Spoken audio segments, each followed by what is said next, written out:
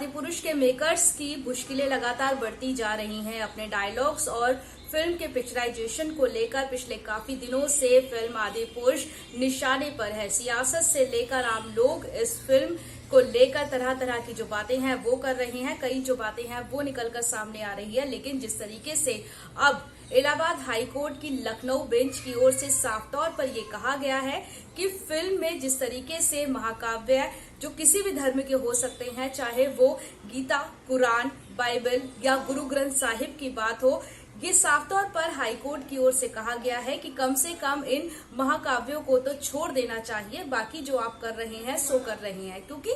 चाहे धर्म कोई भी हो और उस धर्म का जो भी महाकुरान होता है, चाहे वो कुरान की बात कर ली जाए, बाइबल की बात कर ली जाए, गीता, महाभारत से लेकर जो गुरु ग्रंथ साहिब है, एक जो धार्मिक ग्रंथ होते हैं वो काफी महत्वपूर्ण होते हैं उस धर्म के लोगों के लिए। उस धर्म के लोगों की सभ्यता, संस्कृति और विरासत उस धार्मिक ग्रंथ से जुड़ी होती है, जिसमें उसके जो महापुरुष होते हैं उनकी सभ्यता की कहानी होती है, उनके समर्पण की, विश्वास की, दृढ़ निश्चय की ये पूरी कहानी होती है। किस तरीके से मर्यादा पुरुषोत्तम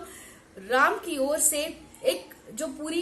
पीढ़ी थी उसको जिया गया और उसी को आदर्श मानते हुए आज भी लोग उसी का उदाहरण देते हैं। हिंदू परंपरा में, सनातन धर्म में भगवान राम को काफी महत्वपूर्ण स्थान दिया जाता है। लेकिन जिस तरीके से भगवान राम पे ये फिल्म बनाई गई है वो साफ तौर पर ये दिखाता है कि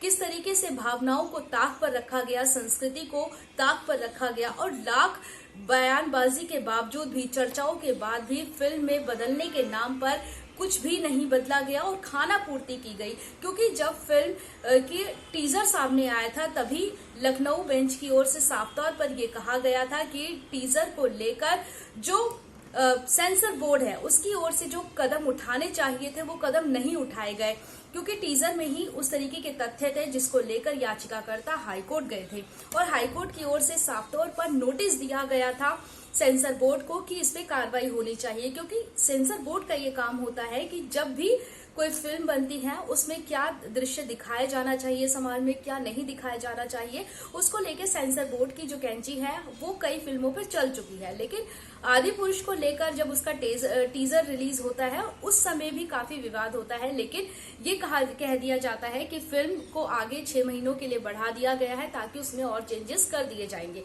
लेकिन ऐसा कुछ भी नहीं होता। फिल्म रिलीज होने के बाद भी तमाम जो विवाद था वो उठता है। तमाम जो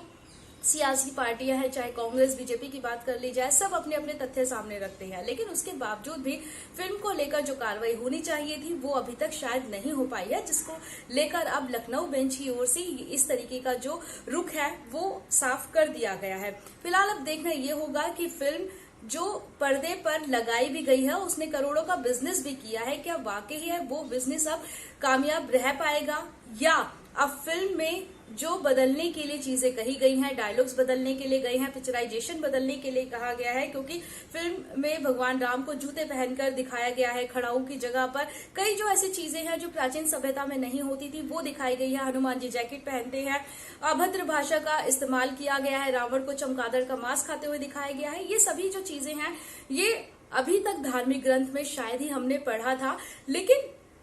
युवाओं को ध्यान में रखते हुए जो चेंजेस किए गए हैं वो वाकई ही शर्मसार करने वाले हैं और इसको अब बदलने की जरूरत है, ताकि आगे भी अगर कोई भगवान राम पे या धार्मिक ग्रंथ पर, कोई किसी भी धर्म के धार्मिक ग्रंथ पर अगर कोई फिल्म बने तो लोगों की भावनाओं को, संवेदनशीलता को ध्यान में रखा जाना जरूरी है।